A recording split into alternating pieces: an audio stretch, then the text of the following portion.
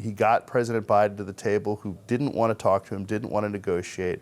Instead, they raised the debt ceiling with some spending cuts that are modest by Republican standards, but certainly much more than what the White House wanted to do. But the big thing is, this passed the House with more Democratic than Republican votes.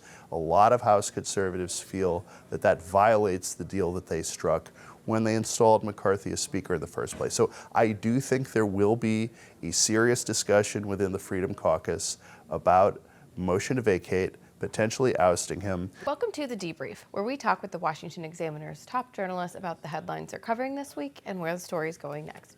I'm Sarah Bedford, and I'm here with politics editor Jim Antle. And Jim, the motion to vacate was brought up after Speaker McCarthy shepherded through a deal that conservatives don't really like. Do you think his future is actually imperiled, or is this all just sort of symbolic? Well, it's an interesting dynamic because on the one hand, you could say that this was a major success for Kevin McCarthy, right? The Republicans only control one House. He has basically a 4-seat majority. He got a debt ceiling deal through the House with more than 300 votes. Majorities of both conferences supported the debt ceiling deal. He got President Biden to the table, who didn't want to talk to him, didn't want to negotiate.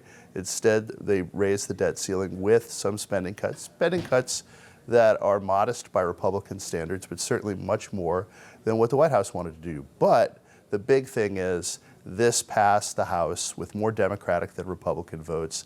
A lot of House conservatives feel that that violates the deal that they struck when they installed McCarthy as Speaker in the first place. So I do think there will be a serious discussion within the Freedom Caucus about motion to vacate, potentially ousting him, certainly at least reminding him that this is a possibility if this remains sort of the model of how he runs the House. Mm-hmm. But they're going to need a majority to actually get him out.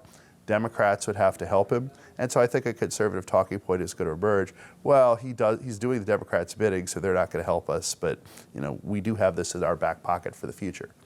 House Republicans are also preparing potentially to hold FBI Director Chris Wray in contempt of Congress.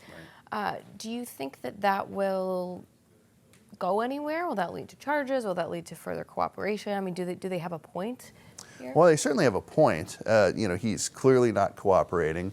And Christopher Wray, despite being a Trump appointee, has become sort of the symbol, rightly or wrongly, of the whole weaponization of the criminal justice system, the idea of a two-tiered system of justice in which conservatives are disadvantaged. And the FBI has a lot to answer for in the origins of the Trump-Russia investigation. Now, that being said, do I think this Justice Department, if there's a referral, is likely to criminally charge Wray?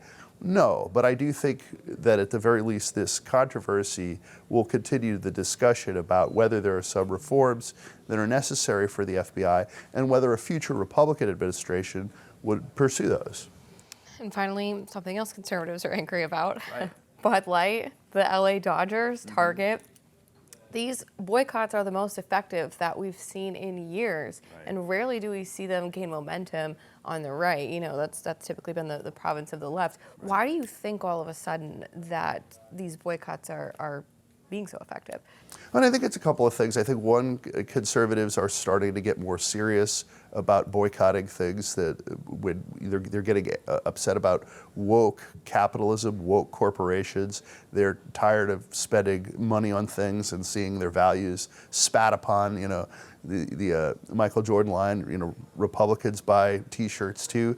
Companies seem to have moved away from that. Mm-hmm. And so you're seeing pushback against that in a sustained way. I also think that these are products that are very middle American and their consumer base. And so it's sort of like, with the Dixie Chicks during the Bush years. I mean, country music is a very conservative fan base. So there's much more backlash when they say liberal things than say whether a rapper or a rock musician says mm-hmm. something more liberal. So having a more conservative customer base, I think, is a factor. And then also just a willingness to boycott these things. I mean, in the 90s, when there were boycotts of Disney World, people still wanted to take their family there for vacation. Mm-hmm. Not really a big conservative competitor to Disney World. You could drink other crappy beers besides Bud Light. You won't even know the difference. You won't know the difference. Well, Jim, thank you so much for being here today. Thank you. You can get more writing from Jim and the rest of the political team at washingtonexaminer.com.